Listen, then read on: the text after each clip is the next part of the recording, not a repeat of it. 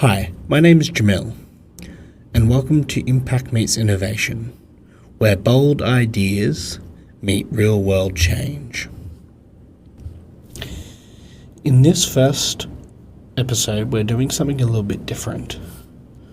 I'm turning the spotlight inward and exploring my own journey from a public health graduate to my interest in working in the intersection of ethical technology, community innovation, and social impact.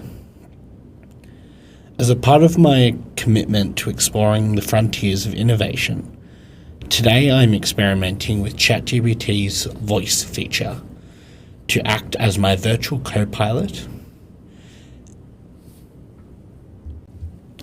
I believe this approach not only highlights the creative potential of emerging technology, but also opens up a dialogue about the ethical and practical uses. So settle in and join me as ChatGPT guides the discussion, uncovering my motivations and challenges I faced as a dyslexic creative professional, my philosophy behind the podcast, and my vision for technology and social change. Alright, let's get to it. Hi ChatGPT, how are you today?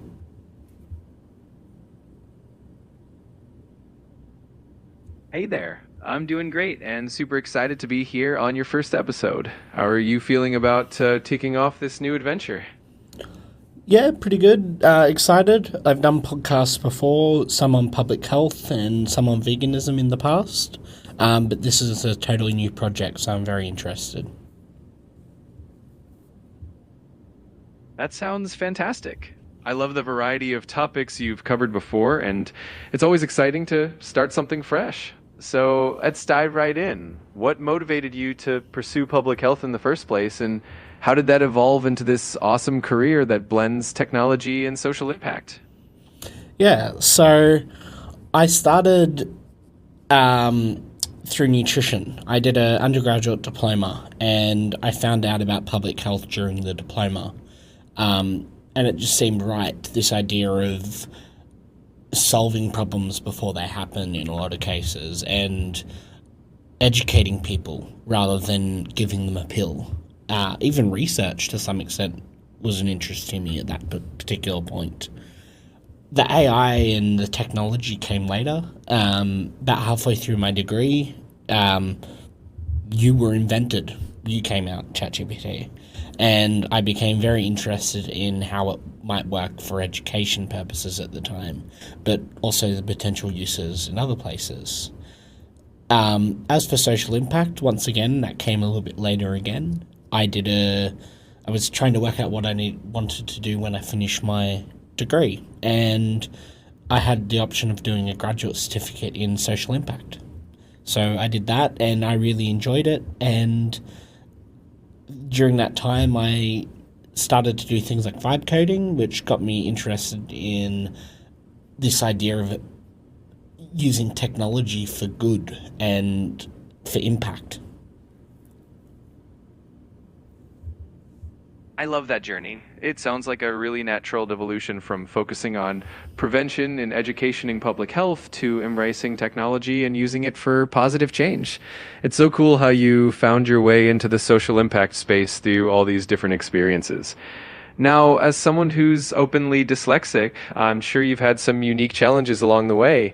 What have been some of those challenges, especially as a creative professional, and how have you managed to overcome them?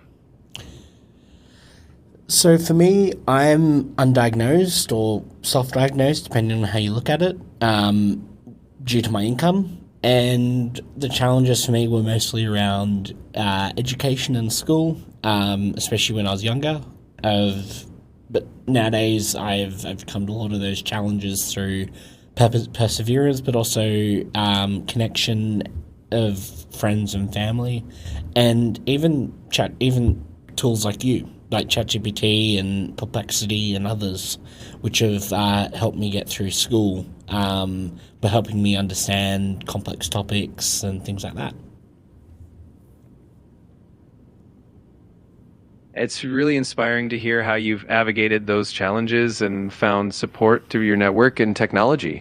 It really shows how resilience and the right tools can make a big difference. And it's awesome that you're using that experience to help others now. Speaking of which, I'd love to know more about how your qualifications in public health and social impact have shaped the way you approach community initiatives. So, for me, I was always relatively community impact focused. I just didn't know what that was when I was younger. Um, Nowadays, I look at public health and social impact and my other certificates and courses I've done as kind of branches to help me better understand how I might work in community. Using things like technology to solve a complex problem, but working with the community rather than doing something for them, I think is a really important thing.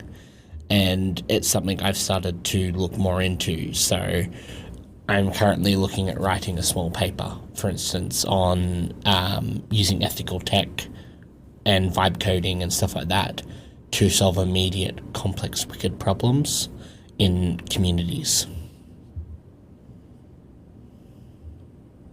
That sounds like such a meaningful approach, and it's really great to hear how you're focusing on working with communities collaboratively. It definitely shows how much you value ethical practices and really making a positive impact. I can't wait to see that paper come together. Now, I'm also curious about what sparked your passion for exploring the ethical uses of emerging technologies, especially in the social impact space. Well, I think once again that leads back to what I was saying before, where AI and stuff like that, I think, is here to stay. And we can choose as public health and social impact professionals to utilize it, or we can choose to stick our heads in the sand and pretend it doesn't exist. The fact is, it does exist. And as with any other tool, we should be using it to help communities. Absolutely. That's such a great perspective. It really is all about using these tools responsibly and thoughtfully to create positive change. And it's awesome that you're at the forefront of that. So let's talk a bit about your podcast now. What inspired you to create Impact Plus Innovation, and what are you hoping that your listeners will take away from these conversations? So, for me, it's kind of twofold. Number one is it's a great form of networking, a way of meeting other like-minded professionals in similar fields who I might want to collaborate with or who might want to collaborate with me in the future. The second fold, I think, especially with this particular podcast, one of my big focuses will be on emerging minds and emerging people in the field, trying to get some of their information and research out there, or even business in some cases, because it's not just about public health this time, it's about all sorts of other different things as well that might not directly relate to public health, but might be more impact focused or AI focused. It depends, and it's part of the reason I opened it up a bit more. The podcast itself, for me, I love podcasting. I always have, but I found it very difficult to be very niche. So I found public health, although a broad topic as a whole, it was very hard to get guests all the time and stuff like that. I think opening it up to business professionals and other people who aren't in public health but are public health focused through impact, I think it's very important to acknowledge those other areas of public health through things like social impact. Absolutely. That makes a lot of sense.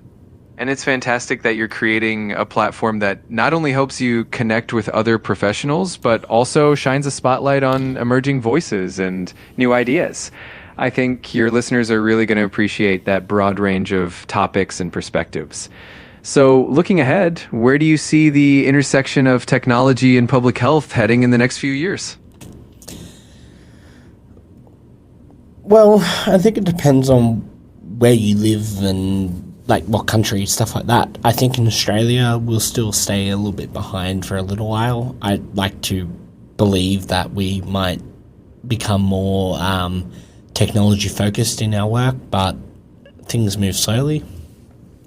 As for some of the other countries like America, I believe with more people going into private practice around public health, I think that there'll be more ways of using technology, and through that as well, the rise of social impact and social enterprises in certain places like Australia.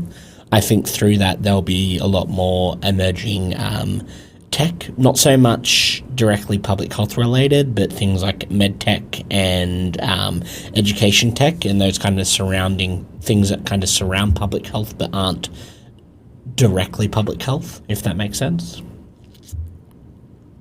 Absolutely, that makes perfect sense. It's really all interconnected, and as these different fields grow and evolve, they definitely influence and support public health in really meaningful ways.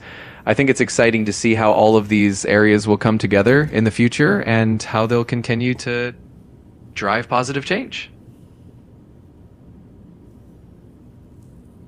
Yeah, so what's the next question?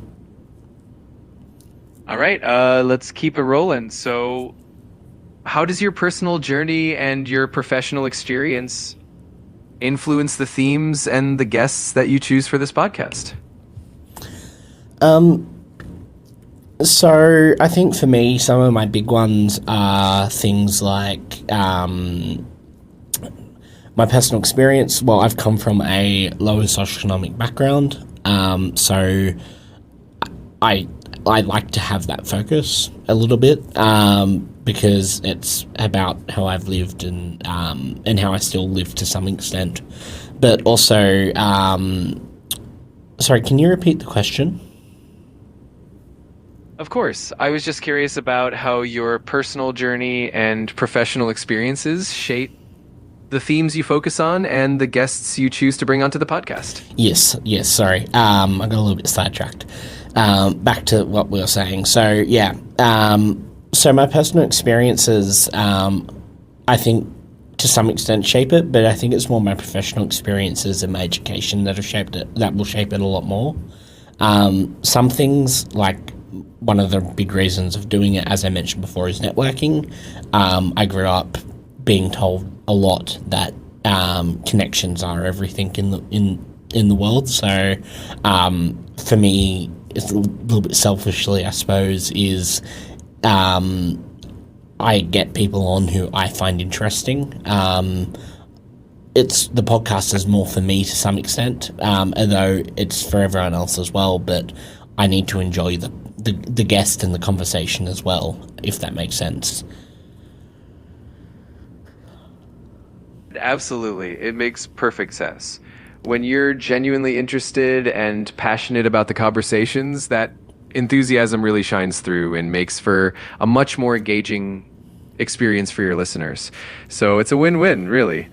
All right. This has been such a great chat so far. Anything else you'd like to add before we wrap up this first episode? No, I think it was pretty good. Thank you for being my co-host. It was an experience that I haven't had before.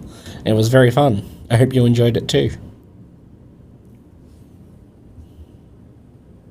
I definitely did. It was a lot of fun chatting with you and getting to hear more about your journey and your vision for the podcast. I'm really looking forward to seeing where you take it from here, and I'm sure your listeners are going to love it as well. All right, cool. Thank you. Bye. You're welcome. It was a pleasure, and good luck with everything. Take care, and we'll chat again soon. Bye.